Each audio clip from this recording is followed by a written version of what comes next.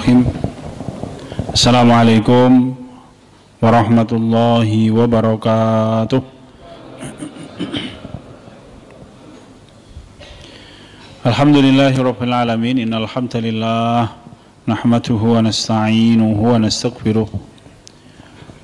Wa na'udzu billahi min shururi anfusina wa min sayyiati a'malina. May yahdihillahu fala mudilla lahu wa may yudlilhu fala hadiya lahu.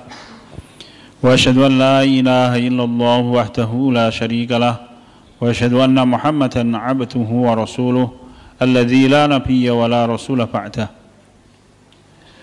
Allahumma shalli ala Muhammad wa ala ali Muhammad kama shallaita ala Ibrahim wa ala ali Ibrahim wa barik ala Muhammadin wa ala ali Muhammad kama barakta ala Ibrahim wa ala ali Ibrahim innaka Hamidum Majid. Alhamdulillahirabbil alamin. Hadirin sekalian, Bapak Bu, rekan-rekan sekalian yang dirahmati Allah Subhanahu wa taala, segala puji bagi Allah taala ingkang paring dhateng kula panjenengan sami seluruh nikmat apapun, terutama keimanan kita kepada Allah, satu rezeki yang sangat mahal bagi orang-orang yang beriman, apalagi kita yang hidup di akhir zaman di mana betul-betul ujian keimanan tidak mudah. Meskipun setiap zaman ujian keimanan tidak mudah, meskipun demikian Allah memberikan kemudahan dan bantuan bagi siapapun orang-orang yang bersungguh-sungguh di dalam menetapi Islam. Waman jahadu fina lanahdiyannahum subulana. Siapapun orang yang jahadu fina, kalau makna ayat ini sebenarnya berjihad fisabilillah. Tapi kalau kita maknai umum, barang siapa orang yang bersungguh-sungguh di dalam mentaati kami, lanahdiyannahum subulana, maka akan kami tunjukkan jalan menuju kami, dimudahkan oleh Allah Ta'ala. Sebagaimana Rasul kita menyampaikan, man salaka tariqan yaltamisu fihi ilman sahalallahu lahu tariqan ilal jannah. Man salaka tariqan, siapapun orang yang berjalan di atas satu jalan, yaltamisu fihi ilman, di jalan itu dia berjalan untuk mencari ilmu Islam untuk dilaksanakan, sahalallahu lahu tariqan ilal jannah, maka Allah akan memudahkan dia berjalan menuju surga. Kenapa? Karena dengan belajar Islam lalu dia laksanakan, memang itulah cara orang untuk meraih surganya Allah Subhanahu wa taala. Hanya memang Rasul kita mensifati akhir zaman sebelum kemuliaan Islam dengan berbagai macam ujian berat, sehingga kita manusia yang dititahkan oleh Allah hidup di akhir zaman kedah bersungguh-sungguh, berdaya upaya mengerahkan seluruh kemampuan kita untuk mentaati Allah. Kita lajengaken kemawon hadirin sekalian, kita masih membicarakan tentang manzilatus sima'. Imam Ibnul Qayyim al-Jauziyah rahimahullah menyampaikan salah satu karakter yang dimiliki oleh orang-orang yang ingkar kepada Allah adalah orang yang tidak mau mendengar Islam dan dia berusaha untuk menghalangi manusia dari mendengar Islam. Bagaimana upayanya agar Islam yang benar itu tidak sampai ke telinga manusia? Kalau misalkan mereka hidup di tengah masyarakat yang tidak mengenal bahasa Arab karena sumber kebenaran Islam itu Al-Quran, maka mereka berusaha untuk menerjemahkan Quran tidak sebagaimana yang dikehendaki oleh Allah misalkan. Kenapa? Karena dikhawatirkan kalau misalkan membaca terjemahan Quran dan dia paham apa makna yang dia baca, akan membangkitkan sesuatu yang sangat besar yang tumbuh di dalam hatinya. Apa itu? Semangat perjuangan Islam. Maka kalau panjenengan mendengar cerita dari rekan yang pernah pergi ke Xinjiang, membaca Quran kemauan tidak boleh. Ya, saya mendapatkan satu berita pada waktu hari ini mereka ditimpakan dengan virus corona itu, salah satu nikmat yang dimiliki oleh kaum muslimin di Xinjiang. Kenapa? Karena mereka sekarang agak lebih longgar di dalam beribadah dan membaca Quran. Kenapa? Karena mereka semuanya sedang sibuk ngurusi virus corona itu. Nah, kita yang bebas membaca Quran, sholat, kadangkala tidak pandai untuk bersyukur dengan kebebasan dan nikmat yang diberikan oleh Allah Subhanahu wa taala punika. Sedemikian rupa caranya agar orang tidak bisa mendengarkan Islam. Ya. Disampaikan oleh Allah Ta'ala wonten ing surat Fussilat ayat 26, wa qala alladzina kafaru la tasma'u li hadzal Qur'an walghaw fihi la'allakum taghlibun. Wa qala alladzina kafaru, dan orang-orang yang kafir itu berkata, la tasma'u li hadzal Qur'an, Jangan engkau dengarkan Al-Quran wal ghawfi, dan bikin hiruk pikuk agar orang tidak bisa mendengarkan Al-Quran. Kisah sahabat Tufail bin Amr ad-Dawsi, kalau ini kita ceritakan ya Bapak. Pada waktu beliau datang dari wilayah Daus menuju Mekah, waktu itu Rasul kita baru saja selesai diuji oleh Allah dengan boikot Syi'ab Bani Hashim. Maka sebelum masuk kota Makkah, Tufail sudah didatangi oleh orang-orang Quraisy. Diingatkan intinya bahaya kalau engkau mendengarkan ucapannya Kanjeng Nabi Muhammad SAW. Ucapan dia itu bisa memisah seorang suami dari istrinya, bisa memisah seorang anak dari bapak dan ibunya. Ya, apalagi bahasanya memecah belah persatuan kami, bahasanya begitulah hadirin. Dan lain-lain. Sehingga kemudian Tufail bin Amr ad-Dawsi itu ya khawatir. Sehingga pada waktu pergi ke Masjidil Haram, itu kebiasaannya orang-orang Quraisy sejak dulu, orang-orang Arab, kalau mereka masuk ke Makkah pasti mereka tawaf terlebih dahulu di Ka'bah. Apa yang dikerjakan Tufail? Yang dikerjakan Tufail bin Amr ad-Dawsi radhiyallahu anhu waktu itu belum masuk Islam adalah memasang kapas di telinganya. Karena khawatir apabila Rasul kita membacakan sesuatu dia mendengarkannya dan terpengaruh. Bayangkan Bapak-bapak. Ya, nganti nutup telinga dengan kapas. Betul-betul gelem ngrungokne Quran. Qadarullah Tufail bin Amr ad-Dawsi itu ketika masuk ke Masjidil Haram, ya dia langsung melihat Rasul kita sholat. Maka setelah tawaf, sengaja memang Tufail bin Amr ad-Dawsi itu duduk di dekatnya Nabi kita Muhammad SAW. Kenapa? Toh dia sudah menutupi telinganya dengan kapas. Tapi rupanya memang telinga itu ditutupi dengan kapas tetap krungu Pak nggih to. Kecuali tablek semen ora krungu. Ini pakai kapas. Nah, ketika itu Tufail itu mendengar bacaannya Nabi kita Muhammad SAW. Dan Tufail merasa ini sangat indah. Sehingga ketika Rasul kita pulang diikuti, kemudian masuk ke rumahnya Rasul, minta diajarkan sebentar, langsung masuk Islam hadirin. Tetapi hikmah yang bisa kita ambil, orang-orang ingkar kepada Allah itu pasti begitu. Piye carane pokomen rasa ngaji, rasa sinau Islam, ndak usah maca Quran, nggih to. Kalau ada orang kepingin melaksanakan kebaikan dihalangi, kalau ada orang kepingin mendengarkan kebaikan dihalangi. Dan itulah ifsadun fil ard. Ya. Allah menyampaikan a'udzubillahi minasyaitonirrajim innal ladzina kafaru wa saddu an sabilillah zidnahum 'adzaban fawqal 'adzabi bimma kanu yufsidun. Jadi kalau bapak-bapak, ibu-ibu panjenengan pernah membaca, dan saya yakin Anda pasti sering membaca firman Allah wonten ing surat Al-Baqarah, a'udzubillahi minasyaitonirrajim wa idza qila lahum la tufsidu fil ard qalu innama nahnu muslihun ala innahum humul mufsiduna walakin la yash'urun. Wa idza qila lahum la tufsidu fil ard, apabila dikatakan kepada orang-orang munafik itu la tufsidu fil ard, janganlah engkau berbuat kerusakan di muka bumi ini. Apa tuh kerusakan yang dimaksud oleh Allah? Apakah kerusakan yang dimaksud oleh Allah itu wong golek iwak neng sungai dengan cara motas misalkan? Ya, motas itu bagian dari kerusakan di muka bumi ini, berbuat kerusakan. Tetapi yang dimaksud oleh Allah bukan itu. Itu perkara kecil bagi Allah Ta'ala. Meskipun bagi seorang yang suka mancing itu perkara besar Bapak. Ya. Tapi betul memang itu kerusakan dan diharamkan di dalam Islam. Tidak boleh golek iwak ngoten niku. Kenapa? Karena dia merusak. Ya. Dia akan mematikan seluruh hewan yang hidup di dalam air dan tidak boleh di dalam Islam model ngoten niku. Ya, apa meneh ming diputas tok bar kuwi ora dicekeli, marah Allah Subhanahu wa taala. Sampai Rasul kita menyampaikan, memang Rasul kita menyampaikan burung ya. Rasul kita menyampaikan barang siapa orang yang membunuh burung kemudian dia tidak manfaatkan, maka dilaknat oleh Allah Subhanahu wa taala orang itu. Nggih.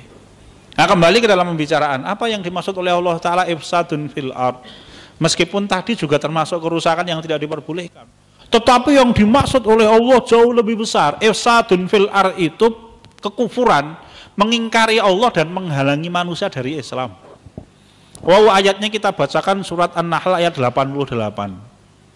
Jadi kalau panjenengan menafsirkan makna la tufsidu fil ard, itu maknanya adalah apa yang disampaikan oleh Allah di dalam ayat ini. Allah menyampaikan alladzina kafaru Wasaddu an sabilillahi zidnahum 'adzaban fawqal 'adzabi bima kanu yufsidun.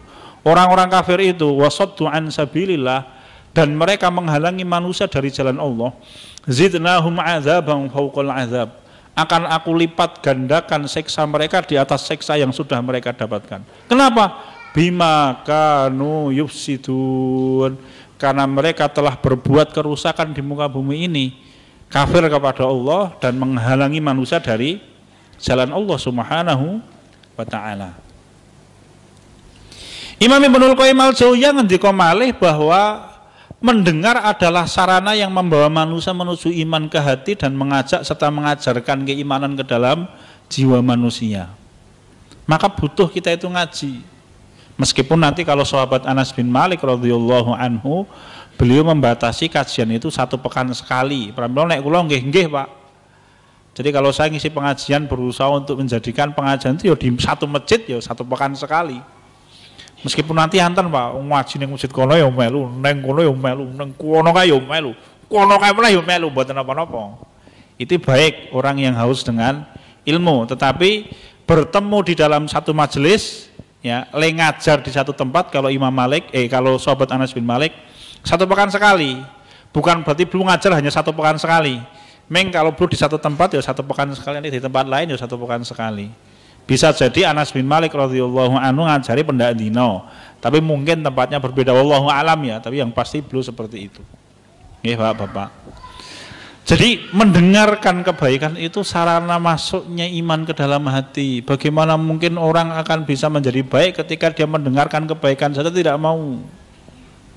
Ya, Allah menyampaikan wonten ing surat Al-Hajj ayat ke-46, afalam yasiru fil ardi fatakuna lahum qulubun ya'qiluna biha aw adhanun yasma'una biha. Afalam yasiru fil ard, apakah mereka tidak berjalan di muka bumi ini? Untuk apa? Melihat tanda-tanda kebesaran Allah, baik berupa ciptaan-ciptaan Allah yang bisa kita lihat. Bapak-bapak, saya pernah datang ke 1 tempat. Tempat itu dulu adalah basisnya kaum muslimin yang sangat kuat di zaman penjajahan. Tetapi hari ini wilayah itu adalah wilayah permutatan yang sangat kuat. Pundi niku sonten Bapak-bapak. Jadi ketika saya datang pertama kali ke tempat itu Brebes Milias dengan Pak Ulo. Kenapa? Tempatnya sangat indah. Jadi ketika datang itu, di depan saya itu kayak lukisan itu, wah betul-betul indah betul tempatnya. Ming saya tahu di tempat itu banyak orang yang murtad meninggalkan Islam. Jadi hadirin sekalian, hausikum wa nafsi bitaqullah, pelajaran berharga untuk kita. Jadi kita berjalan di muka bumi ini untuk apa? Melihat tanda-tanda kebesaran Allah. Dengan itu fatakuna lahum qulubun ya'qiluna biha. Dengan itu maka nanti kita akan dibiasakan oleh Allah agar jiwa kita, hati kita dan akal kita memikirkan semua tanda-tanda kebesaran Allah. Bisa jadi tanda-tanda kebesaran Allah wujudkan dalam bentuk wabah misalkan. Ambil pelajaran berharga hari ini. Cukup menarik Bapak-bapak. Kenapa? Karena wabah yang hari ini menimpa umat manusia, ya pusatnya di suatu negeri, itu muncul setelah presidennya mengatakan tidak akan ada kekuatan yang bisa menggoncangkan negara ini. 2 bulan kemudian Allah datangkan makhluk sing ora ketok goncang kehidupan mereka. Meskipun mereka nanti akan bangkit lagi. Jadi ini tidak akan membuat mereka mandek, bahwa mereka akan semakin hebat. Kenapa? Kalau mereka betul-betul Ya'jud Ma'jud, maka mereka akan semakin berkembang besar, mereka nanti bisa bangkit. Dan habisnya kapan? Di akhir zaman, setelah kaum muslimin mengalahkan Dajjal, kemudian mereka dikalahkan oleh Allah Ta'ala dengan doanya Nabi Isa alaihissalam. Di dalam satu hadis sahih, ini sombongnya akan berulang Bapak-bapak. Bahkan nanti, ambil pelajaran, jangan pernah berlaku sombong. Karena Qarun itu ditenggelamkan oleh Allah ke dalam muka bumi kapan? Ketika dia sombong. Pada waktu diingatkan oleh umatnya dengan mengatakan la tafrah, idza qala lahu qaumuhu la tafrah innallaha la yuhibbul farihin. Ingatlah ketika umatnya, saudara-saudaranya, teman-temannya, karena Qarun itu Bani Israel, sepupunya Nabi Musa alaihissalam menurut sebagian ulama, mengingatkan, wahai Qarun, janganlah engkau sombong, janganlah engkau berbangga diri, karena Allah tidak suka dengan orang-orang yang sombong. Apa jawaban Qarun 2 ayat setelahnya? Qala innama utituhu ala ilmin indi. Aku mendapatkan semua kekayaan ini karena kemampuan ilmu yang aku dimiliki. Apa yang dijawab? Jawaban Allah apa? Beberapa ayat setelahnya, fa khasafna bihi wa bidarihil ardh. Aku tenggelamkan dia ke dalam perut bumi beserta dengan istananya, kata Allah Ta'ala. Fir'aun ya, pada waktu didatangi oleh Nabi Musa alaihissalam ya, agar takut kepada Allah, wa ahdiyaka ila rabbika fatakhsha, agar aku tunjukkan engkau wahai Fir'aun kepada Tuhanmu Allah sehingga engkau takut kepada Allah. Fa'arahul ayatal kubra, lalu kemudian Allah perlihatkan tanda-tanda kebesaran Allah yang dibawa oleh Nabi Musa alaihissalam. Fakadzdzaba wa asa, kemudian Fir'aun mendustakan itu dan justru dia semakin banyak bermaksiat. Summa adbara yas'a, kemudian dia berpaling dari dakwahnya Musa dan dia berusaha keras untuk menghalangi manusia dari dakwahnya Musa.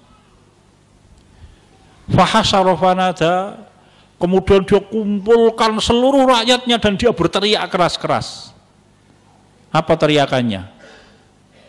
Qala ana rabbukumul a'la, wahai manusia, aku adalah Tuhan kalian yang paling tinggi. Jawab oleh Allah Ta'ala, fa'akhadhahu Allahu nakalal akhirati wal ula, maka Allah timpakan kepada Fir'aun siksaan di dunia dan akhirat. Ya Bapak, jadi ketika orang sampai di puncak kesombongannya, akan Allah datangkan sesuatu yang menjatuhkan, tapi mereka nanti bisa bangkit. Bahkan di akhir zaman setelah Dajjal kalah oleh kaum muslimin, Eropa dikuasai oleh kaum muslim, hadis sahih niki nggih Bapak. Maka nanti kemudian tinggal kaum muslimin dan Ya'jud Ma'jud. Maka Nabi Musa alaihissalam, Nabi Isa alaihissalam mendapatkan wahyu dari Allah. Allah mengatakan kepada Nabi Isa, wahai Isa, aku akan mengeluarkan makhluk yang kalian semuanya tidak akan bisa mengalahkan. Maka kemudian Ya'jud Ma'jud menyerbu seluruh wilayah kaum muslimin. Dan seluruh wilayah kaum muslimin ditaklukkan oleh Ya'jud Ma'jud, sampai disebutkan Nabi Isa alaihissalam pun sampai berlari dan kemudian bertahan di bukit, di perbukitan wilayah Sinai. Ketika itu kemudian, ini puncak kesombongannya Ya'jud Ma'jud. Ya, Ya'jud Ma'jud kan ciri khasnya jelas ini, panjenengan nanti bicarakanlah Bapak nggih. Yus mempre orang-orang itu pancen. Ya. Maka begitu mereka kuasai seluruh muka bumi ini, kemudian Ya'jud Ma'jud itu, kalau bahasa Rasul, melemparkan panahnya ke langit. Hadis ini hadis sahihkan oleh Syekh Nasruddin Albani. Jadi panah mereka lemparkan ke langit. Mungkin kalau kita peluru mereka tembakkan ke langit, dan begitu peluru itu jatuh, maka di ujung peluru itu ada darahnya. Maka Ya'jud Ma'jud mengatakan, qaharna ahlal ard wa alauna ahlas sama. Allah murka itu Bapak. Ya'jud Ma'jud mengatakan, kami telah taklukkan seluruh penduduk bumi dan kami telah menaklukkan penduduk langit. Kenapa? Karena ketika peluru mereka jatuh ke bumi ini, di ujungnya ada darah. Itu Allah sampai di puncak murkanya. Maka Allah perintahkan Nabi Isa untuk berdoa. Nabi Isa berdoa, dan ketika Nabi Isa berdoa, maka kemudian Allah menurunkan di tengkuknya setiap Ya'jud Ma'jud yang jumlahnya mungkin jutaan miliaran orang itu, di setiap tengkuknya ada Bapak, apa ya, ulat yang memakan tengkuk mereka, mati kabeh teng jebubung. Itulah tumpese Ya'jud Ma'jud. Kalau kelompok ini adalah Ya'jud Ma'jud, karena memang mereka yang paling pas kalau kita membaca hadis tentang Ya'jud Ma'jud, ya mereka-mereka ini. Ya Bapak, bukan kita Ya'jud Ma'jud ini. Matane sipit lan jenengan, kalau aku dong gitu Pak. Irunge pesek anek kuwi kita ya gak dhewe ya irunge pesek ngene ning kan matane ora sipit awake dhewe apa. Rasul kita dalam riwayat wonge kafir kabeh ya betul kan mereka. Kalaupun jumlah kaum muslimin ada paling hanya sekitar 30 juta atau 60 juta dari 2 miliar penduduk yang mereka miliki. Betul kata Rasul, Ya'jud Ma'jud. Nggih, ambil pelajaran berharga hadirin sekalian. Jadi ketika manusia sampai di puncak kesombongannya akan Allah jatuhkan. Ya, fatakuna lahum qulubu ya'qiluna biha, dengan itu manusia berpikir. Aw adzanun yasma'una biha. Kemudian mereka bisa memiliki telinga yang dengan telinga itu mereka mendengarkan ayat-ayat Allah Subhanahu wa taala. Maka ibu-ibu, bapak-bapak, jadi mendengarkan ayat-ayat Allah, memikirkan ayat-ayat Allah itu akan membawa manusia menuju kebaikan. Akan membuat manusia tunduk patuh kepada Allah Subhanahu wa taala. Ya hadirin, berhati-hati. Karena kita sungguh tinggal di bumi yang bumi ini punya pemilik. Dan pemiliknya bukan kita. Pemiliknya adalah Allah Subhanahu wa taala. Tugas kita ambil pelajaran agar kita menjadi orang-orang yang semakin baik. Imam Ibnul Qayyim al-Jauziyah rahimahullah menyampaikan, kemudian belum menyampaikan apa toh fungsi kita mendengarkan kebenaran itu. Imam Ibnul Qayyim al-Jauziyah menyampaikan as-sima'u aslul aqli. Jadi mendengarkan itu asal mula dari akal. Maksudnya apa ya, dasar pengetahuan itu pertama kali ngrungokke. Setelah itu sinau. Kan tidak mungkin kita belajar otodidak kecuali kalau memang kita sudah pernah punya pengalaman. Ya, bisa kalau kita belajar otodidak. Tapi itu berulang-ulang. Masalahnya agamanya Allah Subhanahu wa taala itu sumbernya adalah Kanjeng Nabi kita Muhammad sallallahu alaihi wasallam. Sehingga kalau kita kepengen sampai kepada kebenaran yang dibawa oleh Rasul, ya kita kudu sinau. Dan mohon maaf, belajar Islam itu butuh dibimbing bapak-bapak nggih. Karena khawatirnya kalau kita itu maca dhewe dipahami dhewe, itu nyuwun ngapunten tibane nanti wujudnya kayak wong Khawarij itu. Semangat Islamnya luar biasa, ming gandeng sinau dhewe ora dibimbing, akhirnya apa? Melampaui batas. Ya, melampaui batas. Orang ngerti ini nek salate apik, salate akeh berarti ganjarane tambah gede. Oh nek ngono berarti salat maghrib 5 rakaat. Oleh ora? Ora oleh sebule Bapak. Ya. Kalau kita kepengen salat kita panjang itu ditambahkan bacaannya. Ya, salat fardu ini. Wagi semangat kok tak salat subuh 7 rakaat, ora oleh, batal malahan salat subuh. Butuh dibimbing agar apa? Agar kebaikan kita itu ada yang mengarahkan. Nggih, hadirin sekalian. Lah dasarnya apa kita mengetahui pengetahuan Islam? Dasarnya adalah mendengar pertama kali. Ya, kalau para sahabat radhiyallahu anhum sebelum mereka menjadi mujtahid besar setelah wafatnya Rasul, maka mereka ngaji setiap saat dengan Kanjeng Nabi kita Muhammad sallallahu alaihi wasallam. Monggo ngaji Bapak-bapak. Lan jenengan kula nggih ngaji padha wae. Ya. Kita sama, setiap hari kita mengkaji ilmu. Padha kula panjenengan sami sama, kita sinau karena Islam itu semakin kita pelajari, kita semakin paham banyak hal yang kita belum tahu. Nggih, Bapak-bapak. Punika ingkang sepindah. Ya, maka senenglah, paling tidak seneng ngaji. Kalau Ali bin Abi Thalib menyampaikan jadi 4 orang. Nggih.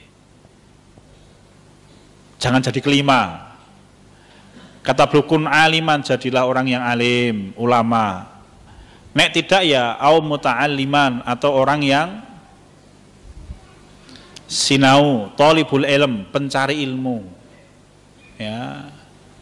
Atau kalau tidak muhibban, orang yang suka dengan orang yang mencari ilmu. Yang keempat, menjadi orang yang memberikan sarana bagi orang yang mencari ilmu. Jangan jadi kelima. Kelima itu siapa ya selain yang 4 itu?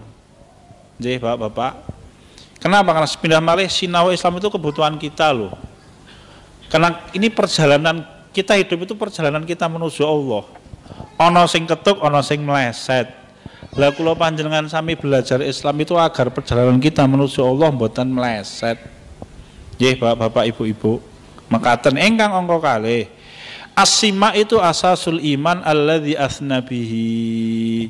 Ingkang angka kalih Imam Ibnul Qayyim al-Jauziyah mengingatkan mendengar kebenaran itu dasar masuknya iman.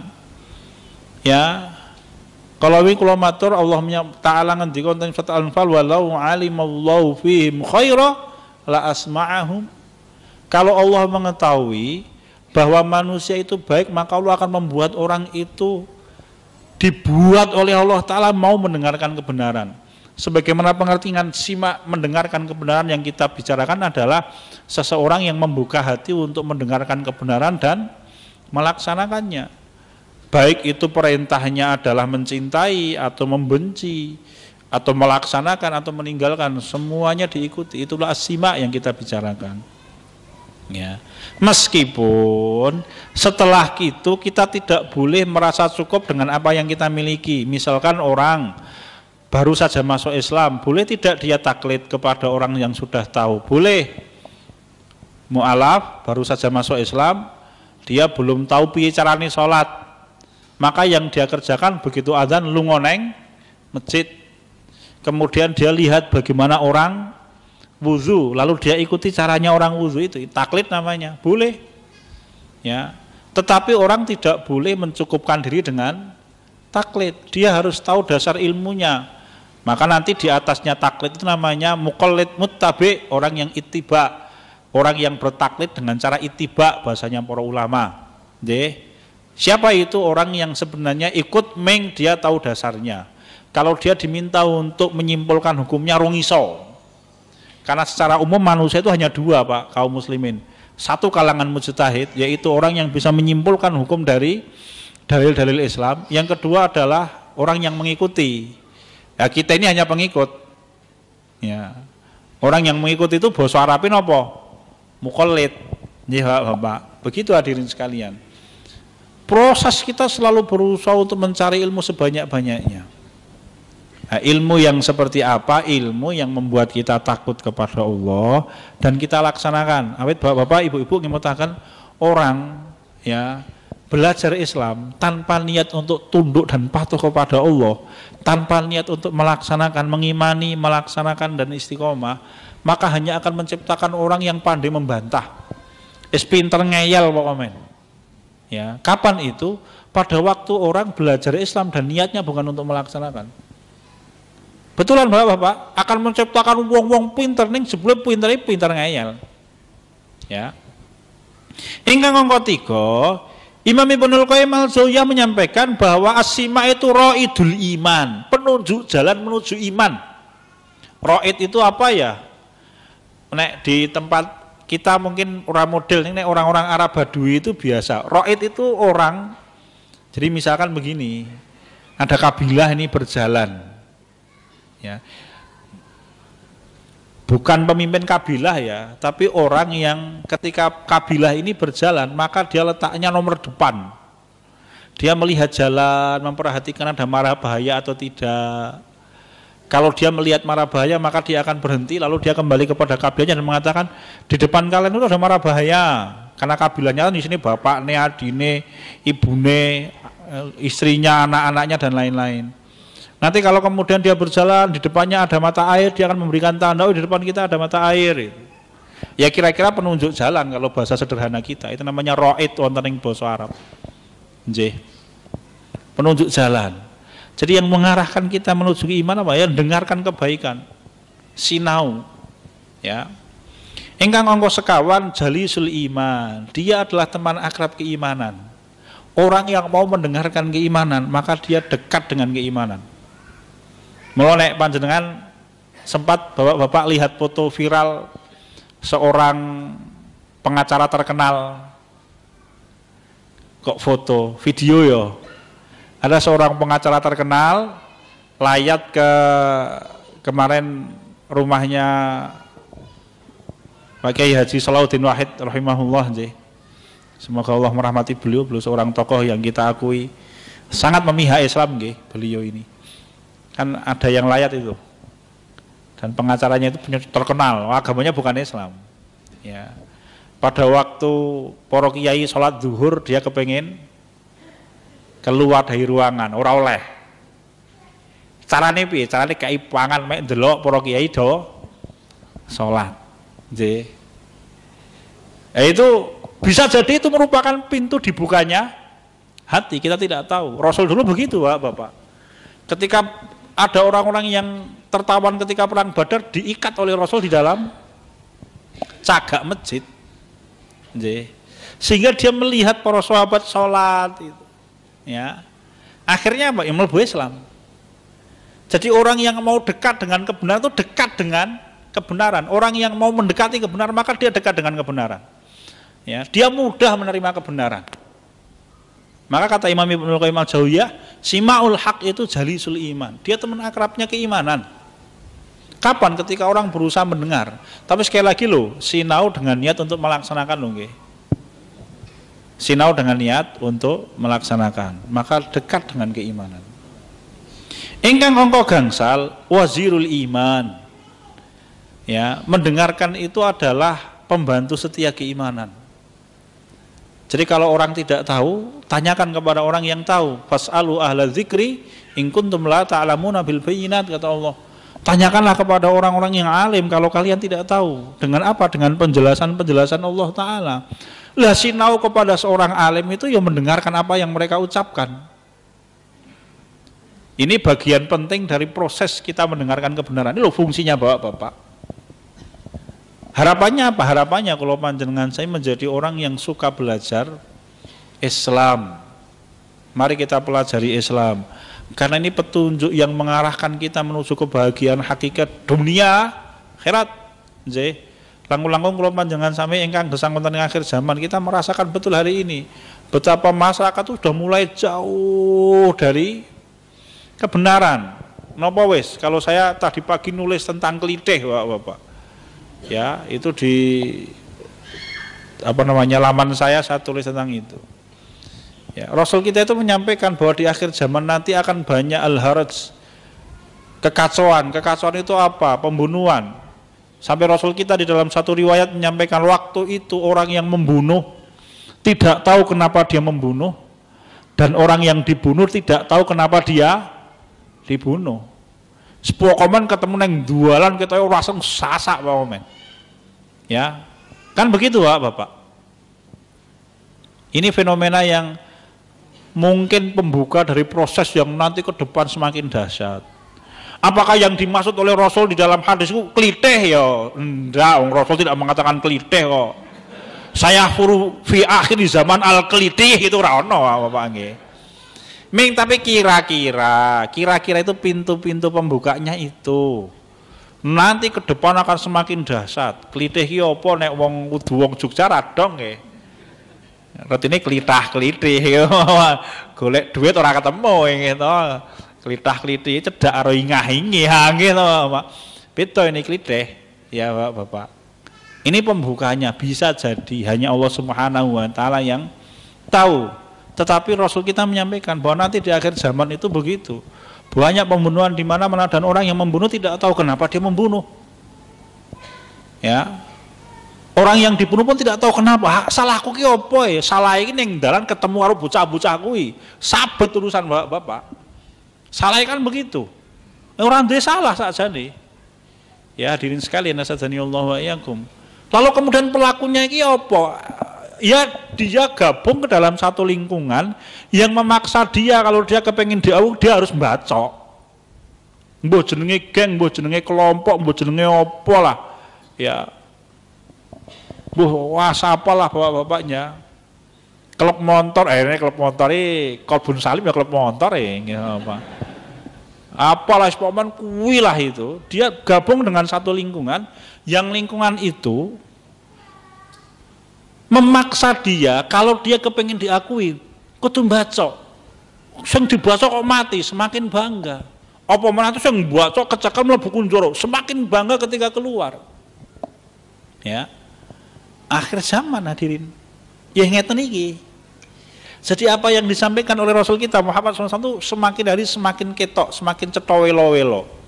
Dulu ketika orang dikatakan akan ada wabah di akhir zaman, orang percaya, Allah buktikan loh itu ada loh. Meskipun apakah itu yang dimaksud oleh Allah Ta'ala dan Rasulnya coronavirus itu bukan, lah kita tidak tahu, tapi itu yang memper hari ini dengan apa yang disampaikan Rasul kita Muhammad SAW. Ya, bahkan sebagian ulama itu berpendapat bahwa kalau misalkan ada satu hadis yang dhaif, dan dhaifnya bukan dhaif yang parah, dhaif yang parah itu misalkan perawinya palsu misalkan, ya misalkan, maaf, perawinya suka memalsukan hadis misalkan, ya, ini kalau dhaifnya parah misalkan. Dhaifnya tidak parah, mungkin karena perawinya apalannya tidak baik misalkan.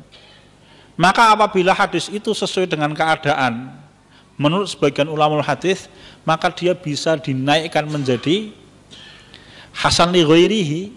Kenapa? Karena sesuai dengan apa yang terjadi di tengah-tengah masyarakat. Begitu hadirin. Dan Rasul kita menyampaikan bahwa di akhir zaman akan banyak pembunuhan.